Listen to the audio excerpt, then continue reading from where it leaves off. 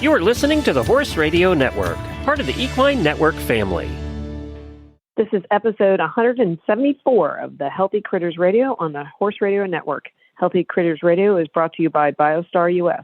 Find them online at biostarus.com. On today's show, we sit down with Sue Weekly, head of PR and media relations for the Challenge of the Americas. The critter of the show is the Sandhill Crane. In critter nutrition, we focus on adaptogens for horses. And in Coffee Klatch, we ask, does your dog or cat watch TV? Join us.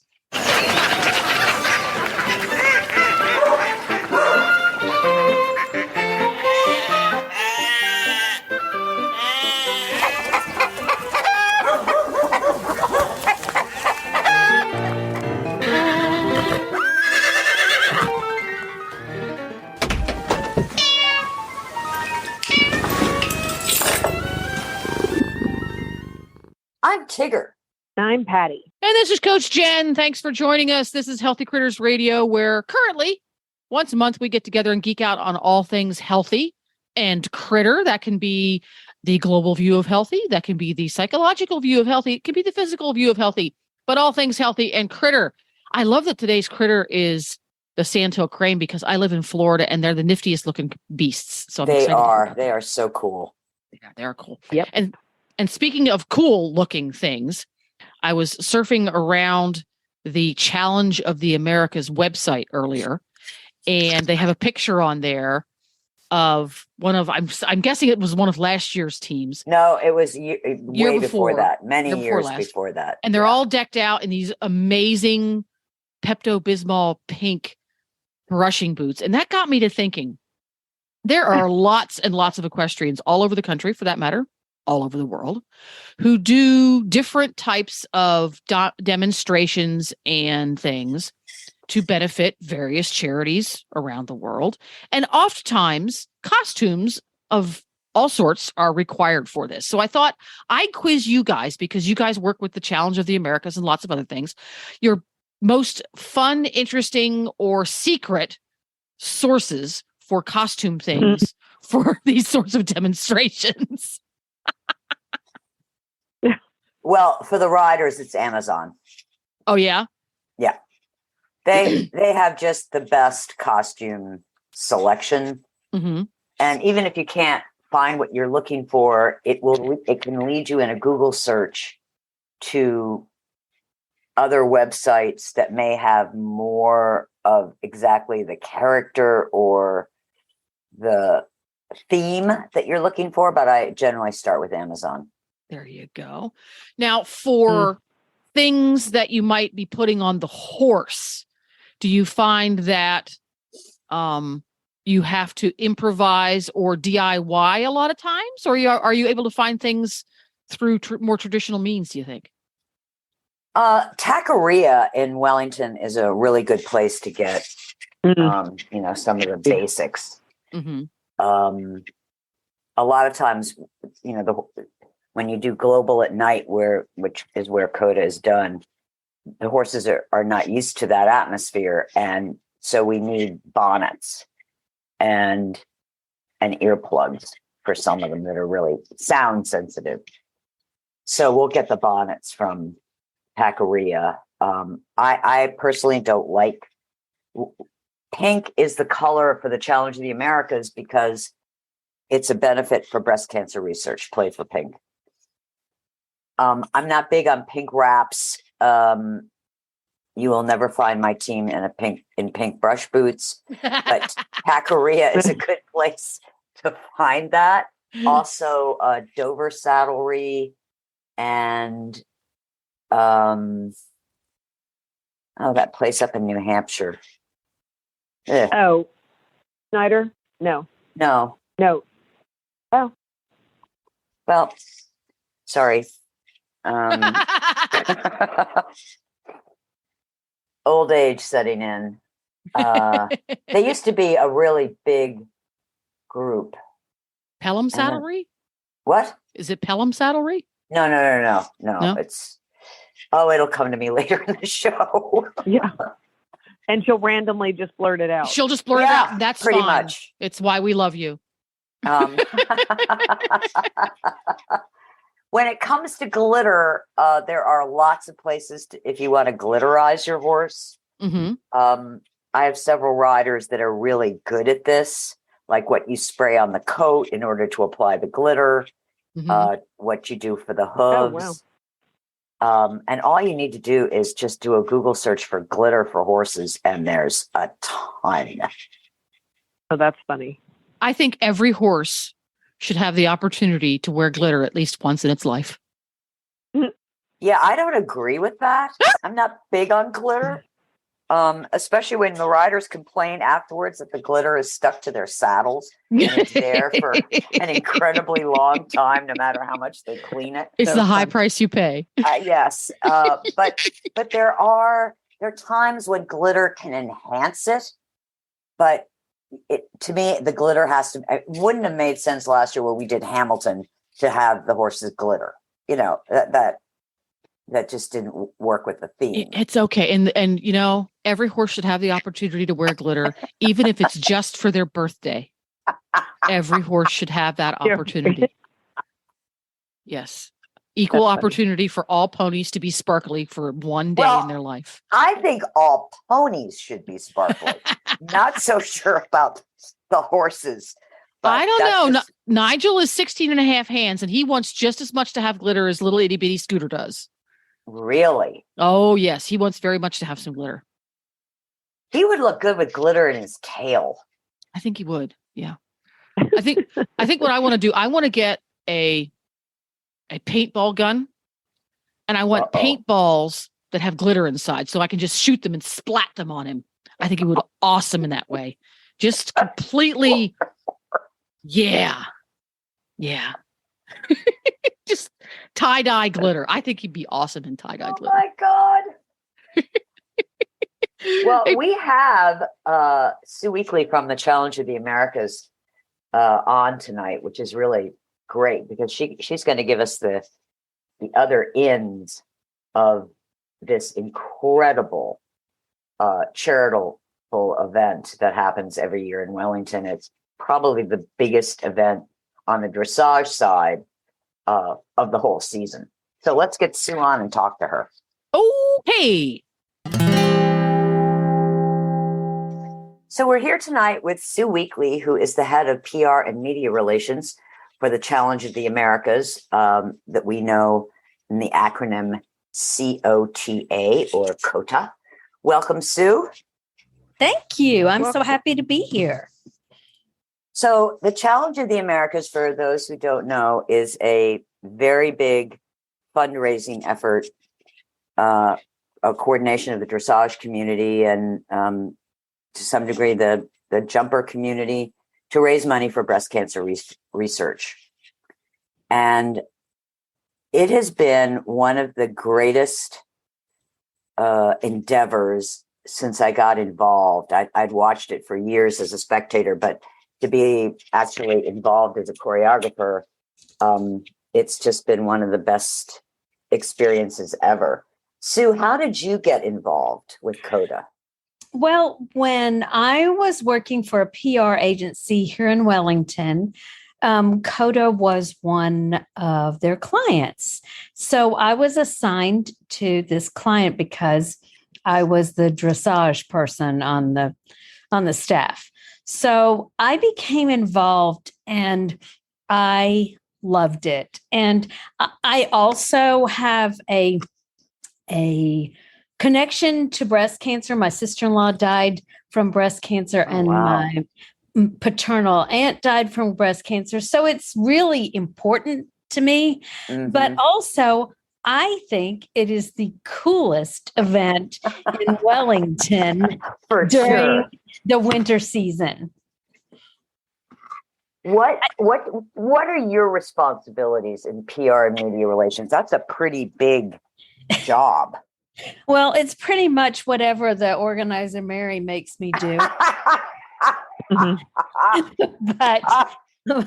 but other than that, I do everything from help her write ad copy to I ended up somehow being in charge of the horses and riders the night of the event. Yes. So I'm back there with them, and I'm kind of everywhere. Yes, you are. Yes, you are. So now you get to go around to all the different practices. I do. And I love doing it. First of all, I have made so many good friends with the coaches and the choreographers and the riders. I see them all the time. So, I mean, they're really, really good friends, but I also get to watch the quadrilles evolve, and they do evolve. Yes, they do. Or devolve, depending Devolve. Well, on they the kind practice of do day. both.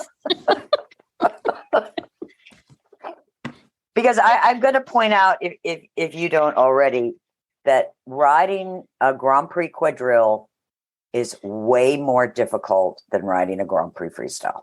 Oh, yes. There is no doubt.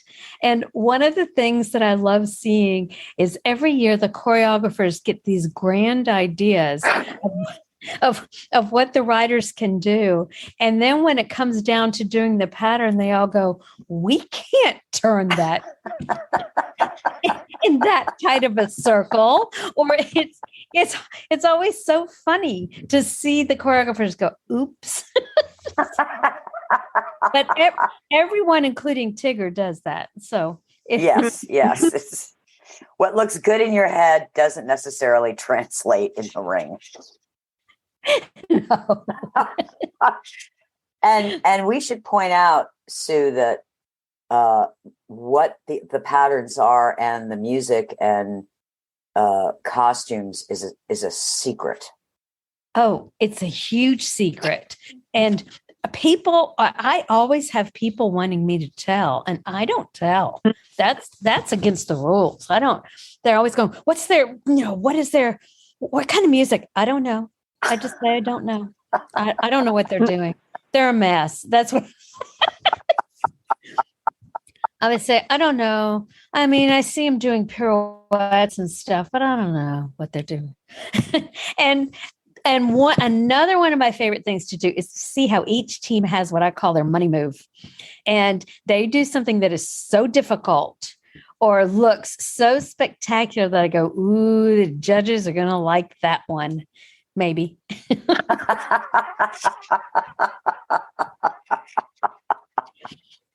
So we have judges. This year we have a 5-star and 2 4-star judges. So, and all of them are pretty tough judges in the ring. When you go to a show and you show in front of these people, they're tough. Yeah. So it's they're judged on accuracy and you can talk more about what they're judged upon, Tigger, than I can. Technical, synchrony, music, choreography. And the technical, they're all weighed the same, but a 5-star and 4-star judges, where their comfort zone is technical. So you just have to technically nail it. The other thing that is so difficult is it takes a very special horse to be able to do this. And it's really amazing. Your team has a lot of horses who really seem to enjoy it too. Yeah. Yes, they do. They do. And they have to not be uncomfortable with being very close. And they have to be comfortable with doing, really being close, like nose to tail, like swapping stirrups close. I mean, it's that. Yep. Yeah. And some horses don't like it, and some of them absolutely love it. We have one horse in our quadrille that when we're done rehearsing and other horses start leaving, he has a panic attack. Oh my God, my tribe. And he just wants to get out of there fast and be with them. And I get the biggest kick out of him. because you can really see he's very attached to them in a healthy way, not in a codependent way. And the writers love it. Your writers have been most of them have been doing it for years. And some of them have. Yes, some, not all, some. But they love it. It's a challenge. Yeah, it is. It's something different than even writing a Grand Prix test. There's no comparison. And I think the night is so special because the whole community comes together, and now it's available to watch online. So for our listeners, keep looking at Challenge of the Americas Facebook page, because there will be a link posted for March 10th. Starts at 6 p.m. and you'll be able to watch the whole evening, the 5 competition quadrilles and all the exhibitions. And Patty happens to be in one of the exhibition quadrilles. I am. For the first time. Yep. It's great fun. Great fun.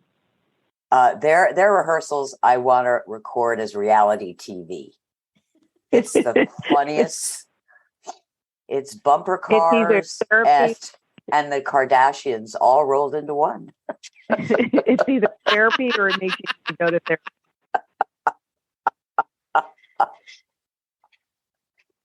So you'll have to stop by on Thursdays and watch the exhibition quadrille. I needed to come take photos anyway. So yes, I have to come watch.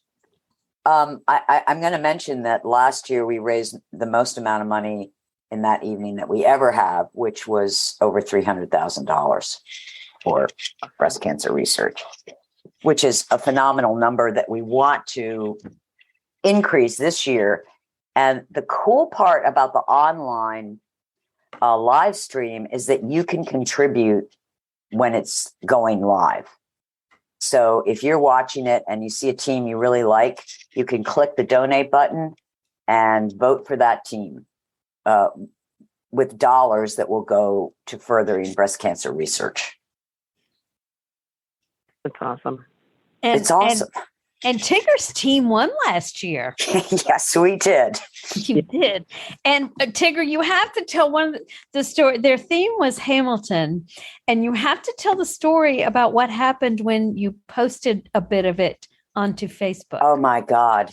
So I don't know where the Hamilton Facebook group, which was the Hamilton Broadway production, I didn't even know there was such a thing. They somehow got a clip of the quadrille and they posted it on their Facebook page and it got 99,000 views. Wow. Wow. You need to monetize that rascal. I know. Unfortunately, they didn't mention Coda. No. Yeah, I don't think they made. I don't know that they made the connection. This was a fundraiser, but that was incredible exposure to Grand Prix quadrille for 99,000 people who probably never seen it before. Right. Yeah. But it's just an incredible evening. And Sue, I lean on Sue on the night of, because I'm generally, I try to look like I'm really calm, but inside, I'm paddling like a duck. And when I see Sue and her stick horse, I always feel this tremendous amount of relief that no matter what happens, I can lean on Sue, or Sue can hold me up before I pass out. And so you're a great comfort, not only to me, but to all the teams, Sue. We love having you there, and you're a very steady, reassuring presence, and you're very funny. So that helps too. It's crazy back there where the horses are. It's nuts. It's nuts. It's nuts. That's one thing that should be filmed. The getting ready. Because you've got 5 teams of 6 Grand Prix horses. That's 30 horses, all getting decked out in various outfits. Plus the jumpers. Then the jumpers. Yep. But they bring a cadre of grooms. So, I mean, but the dressage people are generally doing it themselves. And it's a riot back there. They're painting horses, painting people. It's nuts. It's nuts in a great way. Oh, it's fun. And everyone's excited and nice, and they're all happy to be there. And boy, do they want to win. Woo. Yeah. Yeah. Oh, Talk about competitive. Yeah. Yeah. And then it's a little bit of luck. It is a little bit of luck. It is. I mean, you can have a great rehearsal and then you go in the night of and they just don't click. And usually Grand Prix dressage is very quiet. It's very solemn. People don't move. They don't say anything. They go wild. Clapping, cheering. Yeah, right in the middle of a ride. I mean, people are singing. It's crazy. It's crazy. It's crazy. And, the horses who are used to things being quiet are out there with people going nuts. And people aren't being quiet. During a dressage test, people are very quiet. No, they're not trying to be quiet. No, this is a time when dressage riders can really let loose, whether they're sitting in the stands or up in the VIP tent. It's a time for partying and celebration and seeing dressage not in a new way, but in a different way. Seeing movements applied in a different way. Yeah. It's really a blast. And it's a family-friendly event too. It's, it's good to bring the kids. There's lots of people. Yeah, it's definitely not rated X. No, it's not. And that's nice. People in the community come out and bring their families, and it's a blast. It is a blast. And the work that you put into this, because your work starts even before we start rehearsals in January. I mean, you and Mary are working on this starting in the summer. Yeah. When I say that this is a labor of love, it's an incredible effort for one night to really combat this terrible disease. And we had a rider last year who had just finished treatment, who rode. And her story was so powerful as to what the effect of breast cancer research, how it had benefited her in gene targeting and treatment targeting. And we didn't have that a decade ago. No. She was talking about her mother. Actually, on our website, there's a video of her talking about her treatment and how, because of breast cancer research, it was targeted. Her treatment was so personalized and so targeted. And that's amazing. That's amazing.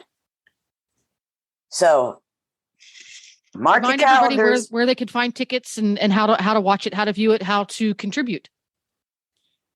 Oh, okay. So first of all, you can go to challengeoftheamericas.com where you can buy VIP gala tickets, and general admission tickets are available at the door the night of, starting at 5:30, but things don't really get going until about 6. But the general admissions tickets to sit in the grandstands are $20 a person. And there's food and drink available for purchase if you'd like. It's so much fun. Oh, and then we will post the URL on how you can live stream it it will be posted on our website as well as our social media pages. And you can do that for free. It's not as much fun as being there, believe me. And you'll miss seeing my stick horse. Yes, your classic stick horse. My stick horse. Actually, that horse belongs to Shannon Dewick, who is a breast cancer survivor. And every year she comes to the riding area and said, I brought your pony for you. She brings my pony every year.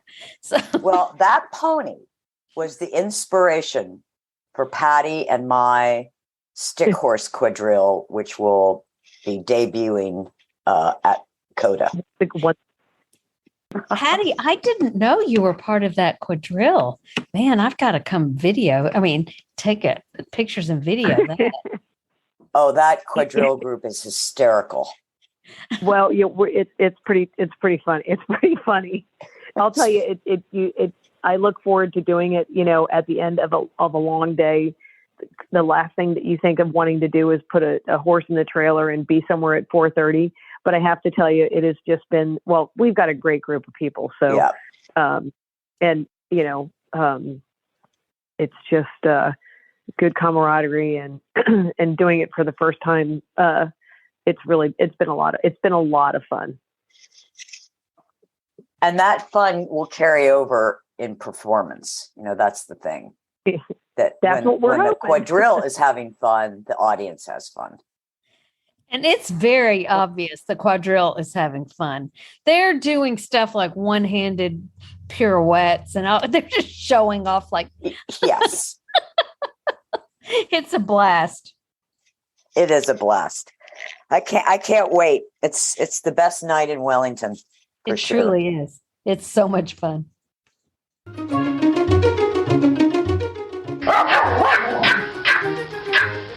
All right, it's time for Hedwig, the world's only podcasting Pomeranian. We have a question for you. Yes. We just interviewed Sue Weekly from the Challenge of the Americas, and it crossed our minds. What do you think about having a Pomeranian quadrille? Would there be snacks? Told ya. I would think yes. Would we be required to follow directions? Yes. That would be a no then, but thank you for asking. I think it would be very cute, you and your sisters. Well, we would be adorable. What if there was cheese? Would you do it for cheese? Yes, but what exactly are you thinking? Because we don't do tricks. Well, I'm thinking that you just trot four in hand kind of thing. On our leashes? On your leashes. You know that my one sister does not do leashes, right? But would she do a leash for cheese? Mustard seed? No. No. She would be carried. Oh, I see. Or she would be a free-ranging mustard seed, which could go poorly. So maybe we could just do a pair? My sister and I are the best-looking ones. Okay, and you can both go on leashes? Theoretically, yes. So you could just do a little pattern? Not without the servant. Well, of course. Of course, the servant would be there, and so would the cheese. I mean, for 1/4 to 1/2 pound of cheese, perhaps a 30-second routine. You may speak with my agent to discuss details. I tire of this. Okay. Noted. Why do I keep these people on retainer if not to do my contract? Well, yes, you're absolutely right, Hetty. I mean, being the only talking Pomeranian on podcast radio, it gives you quite a lot of panache. It does. I'm extremely well known. Yes, you are. And continue to gain in popularity, Hedwig. We will take under serious consideration the poundage of cheese versus the moments of display that we get from a Pomeranian quadrille. And we will get back to you. Yeah. It sounds excellent. You may speak with my agent at any time. Thank you so much. Okay. Bye-bye. Bye. Bye, Hetty. Real horses and real dogs are healthier, perform better, and recover more quickly on real food. That's why BioStar empowers horse and canine owners with 100% whole food nutrition, supplements, and feeding programs. BioStar products are made at their own certified non-GMO facility in Gordonsville, Virginia, using real fruit ingredients that are raw, freeze-dried, or dehydrated, never cooked, and are free from artificial flavors, colors, soy, corn, wheat, and molasses. The BioStar product line includes a wide range of whole food, horse and dog supplements, treats, and unique artisan poultices that embrace the ancient and traditional uses of clay and plants. Visit biostarus.com today and learn about whole foods and canine and equine nutrition so you can make the best decisions about the care and health of your horses and dogs. That's biostarus.com. Whole food nutrition the way nature intended.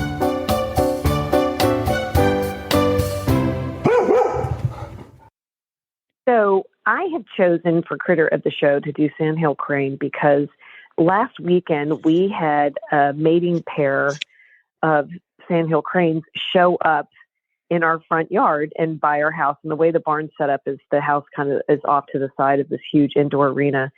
And well, first off, they're huge, and they were there the entire day, and they were so beautiful. And it was just the neatest experience. And what was so neat was they would walk onto my porch and walk off the porch, and they were there. Wait. They were walking on your porch? Yes. Wow. That's so cool. Yeah, it was really quite a neat experience. So I decided to do a little investigation. So it's kind of cool. So this is what I know. The Sandhill Crane is one of the largest species that lives in North America. They are known to hang out at edges of bodies of waters, which makes sense of why they were here because we have a big pond. They're especially in Central Florida.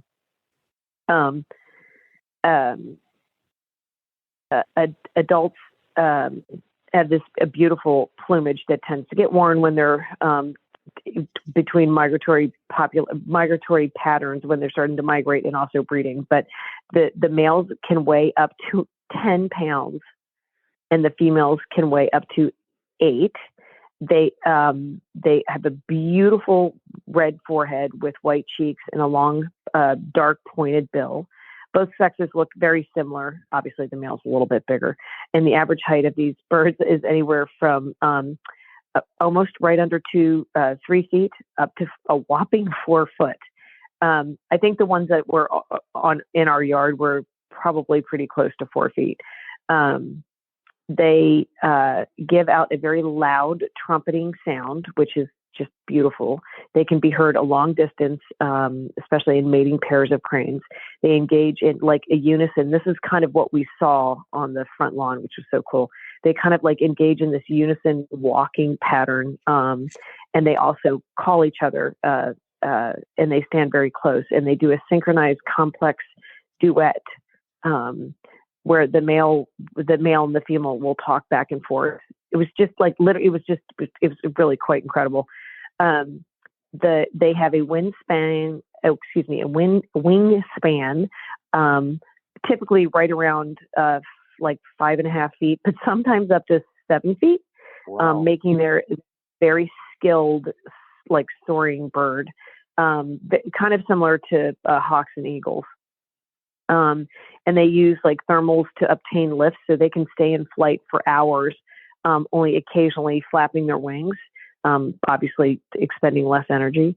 When they do migrate, they can contain like hundreds of birds, which I'd love to see that.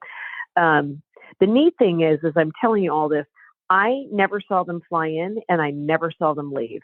So like, when we about the eagles last year.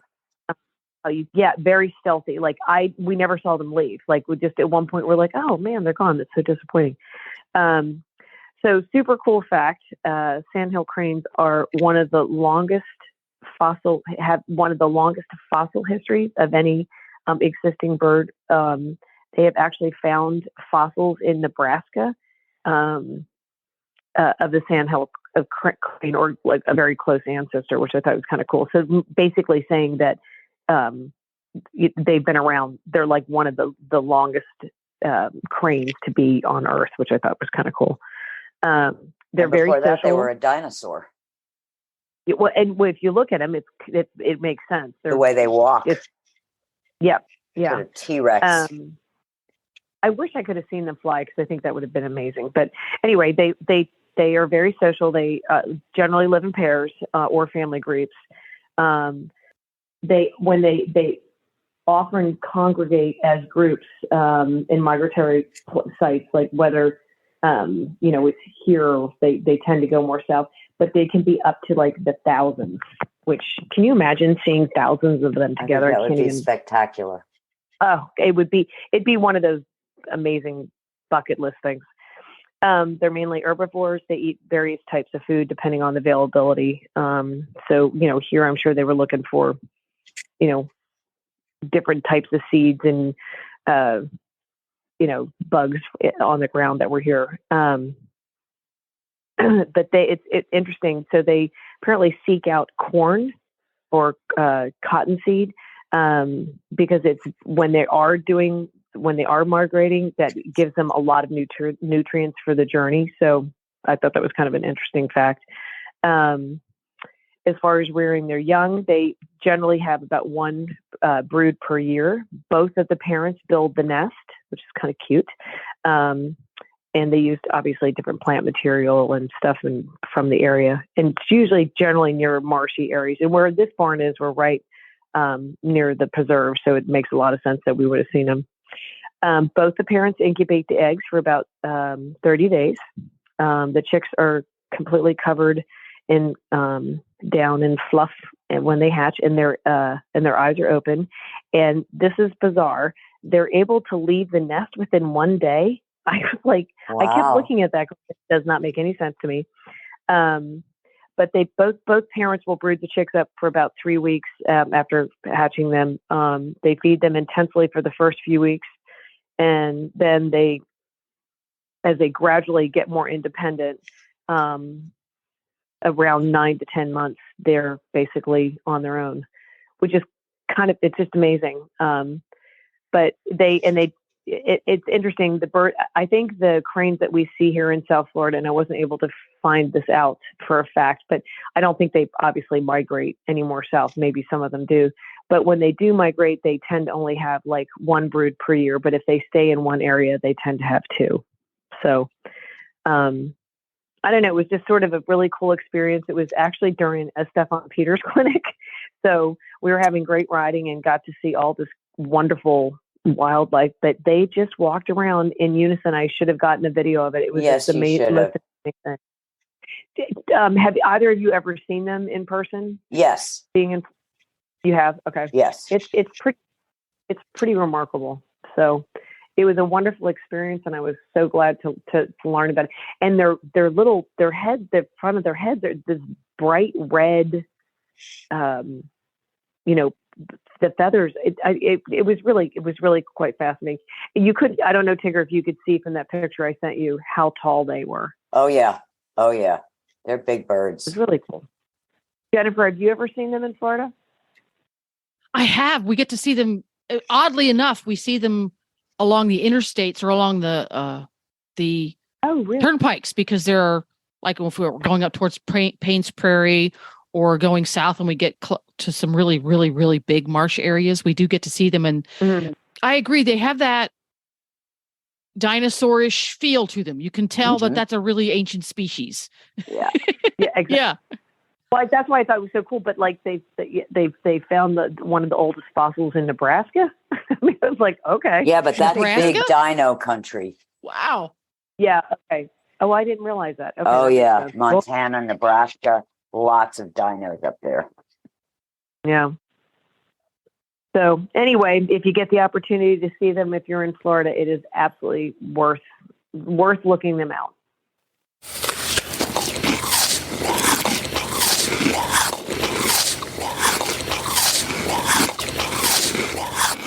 And now we're at Critter Nutrition, and the topic today is adaptogens are wonderful for horses.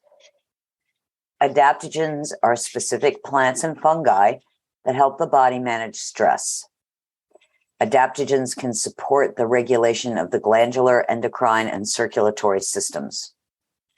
These plants and fungi play an important role in maintaining physical and mental homeostasis. Adaptogens can improve stamina and reduce fatigue. Adaptogens can improve focus and concentration. While several plants and mushrooms classified as adaptogens have been used in Ayurvedic and Chinese medicine for thousands of years, it was a Soviet scientist, Dr. Nikolai Lazarev, who coined the term adaptogen in the 1940s as he was studying the effects of stress. The term is rooted in the Latin adaptare, meaning to fit or adjust. What classifies as an adaptogen? The plant or fungi is non-toxic. It influences many organs or body systems.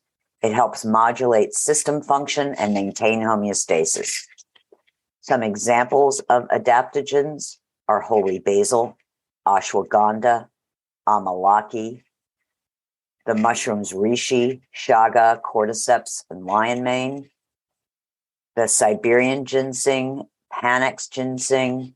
In the West, it's schizandra and rhodiola, and in South America, it's maca.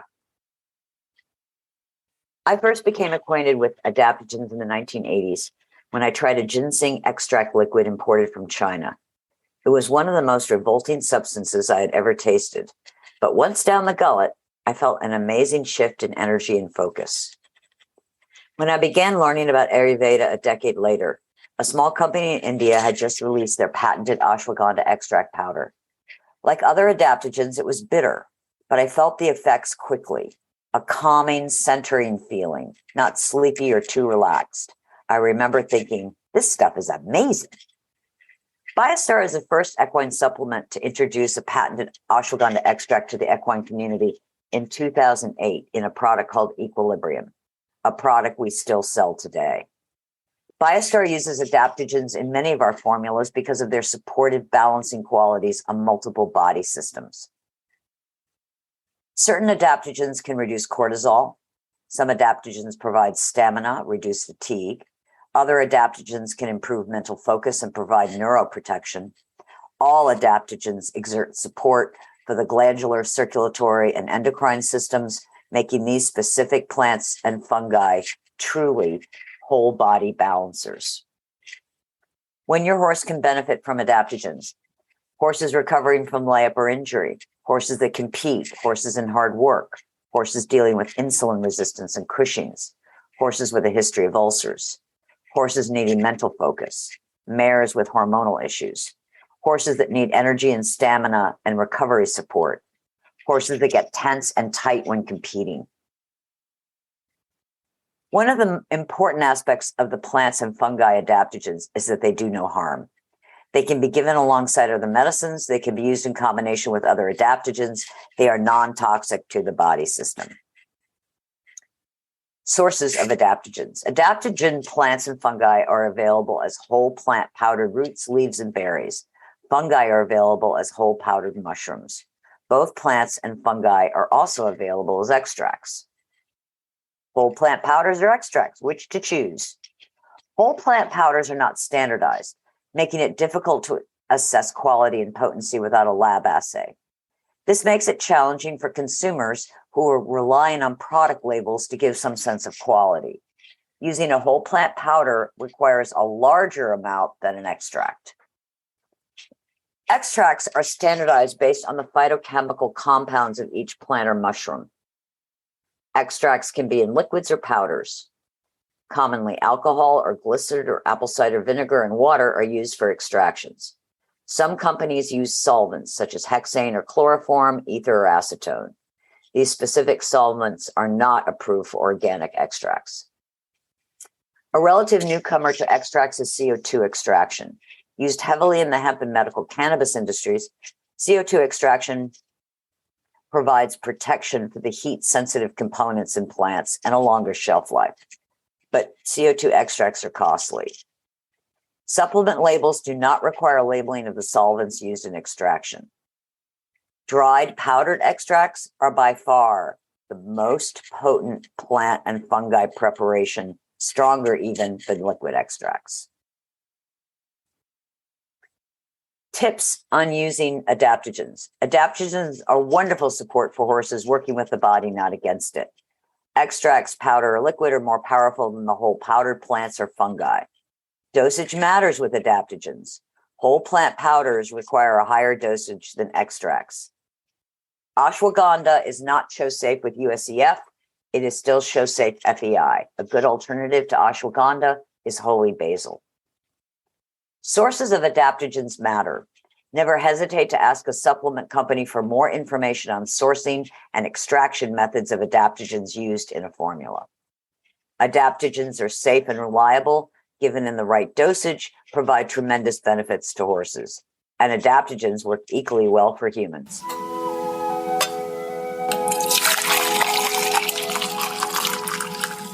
And now we're at Coffee Klatch, and the topic is, does your dog or cat watch TV? Patty? No, I don't know. I'm going to say no. But I had a dog years ago. This is the funniest story. A friend of mine, Kelly Farmer, was watching what's the big dog show in New York? Westminster. Yes, right. And it was so funny because it was the greatest Swiss Mountain Dog, and she took a picture of her looking at the screen, watching the dog. He apparently stood there, was watching for probably 30 minutes. But I don't know. I have definitely had dogs react if they hear a dog barking or, had them react that way and look at it. But I've never really had any of them watch TV. Have you? I have two. And it's the weirdest thing. One of them is Wookiee, and she pays no attention to TV unless it's Star Wars. And for some bizarre, I don't know if it's the music or what, she pops her head up, puts her head on the chair, side of the couch, the arm of the couch, and watches. That's cute. And Keen really likes nature shows. You think like it's PBS Nature? No. He But is just it like thinks the that's animal? cool. But does he hear the animals, and that's what gets him I'm thinking interested? that, but he will sit down in front of the TV and then cock his head, as he's watching. Oh, that's it's so cute. That's cute. Now he can't stay focused on it very long, but You need some of those adaptogens. yes. But the other dogs could care less. But these are two that they definitely do watch TV. Not every program, of course, but the things that they like, they watch. Isn't that And interesting? it must have to do with the pitches, like the pitch. I'm guessing it's or it's the visual. Well, I wonder how they see it. That's so funny. This topic makes me think of Tigger. You've been to our barn here. We have an outdoor arena, and there's 6 paddocks right by the outdoor arena.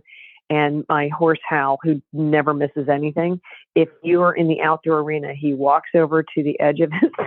It's like watching TV for him, and he literally, I'll take a video of it and show it to you. He will watch people go by, and he'll turn his head, and as they come back, he turns his head, and he stands there easily for 15, 20 minutes watching people go by, just like it's TV. Jennifer, did you have an animal that watched TV? I seem to remember at one point we had German Shepherds growing up. My mom raised and showed German Shepherds. And I seem to remember one of them, I don't know if you would call it, she watched the TV because she would get really upset if people on the TV were dancing. That wasn't allowed. There would be barking and growling going on. Comedy was fine. The funnies were fine. We could watch all the Daffy Duck we wanted to on the TV. But if the characters on the TV, on actual human characters, were dancing, she lost her marbles. Wow. Isn't that funny? Yeah. She lost her marbles if humans were in real life dancing too. Oh, interesting. No dancing. Interesting. Yeah. She was an odd I'm gonna dog. check. She was an odd dog, needless to say. Yeah, there we go. But and a dog that we used to take care of occasionally that belonged to our neighbor, a cute little pug dog, absolutely positively watched TV. And she had shows that she liked that if you put on, it was a particular nature show. If you put that on, she would be mesmerized. But if you put it on a different nature show, she just talk to the hand. Yeah. Wow. She definitely watched TV. Oh, that's so funny. And why is it that some take to it and some don't? Don't I know. don't know. No guesses. We would love to hear if you have an opinion about why some of our pets take to watching TV and some don't. Nigel would like to try a drive-in movie sometime, please. Oh, he would be perfect. Can you see him? He'd be kicking back in the Cadillac and the big bowl of popcorn with extra butter. Absolutely. Yeah. Why some animals take to watching TV and some don't? We would love to hear from you. And we would love to hear from you by going over there to Facebook and signing up to like, love, and follow Healthy Critters Radio on Facebook. And we'd love to hear about it. And even better, post a picture or video of your favorite loved furry friend or feathered friend or fish, for that matter, scaled friend watching TV. We'd love to see it. Yes, we would. Until next month, because this is Wellington season, so we're only out once a month right now. But we'll be back to twice a month very shortly. In April, when Wellington's all sealed up and Tigger is able to get sleep again. Yes. Yeah. So we'll see you again next month. Don't forget, go over to Healthy Critters Radio. The podcast can be seen there. You can learn all about the BioStar US products. You can talk to Tigger and or one of the friendly and knowledgeable staff about all their great supplements. So we'll see you next month, everybody. And you can tune in to the Challenge of the Americas, March 10th. And Patty and I, you can wave to us because we'll be doing the stick horse quadrille. Yep. Thanks for listening, everyone, and thanks to our sponsor, BioStar US. You can find them online at biostarus.com.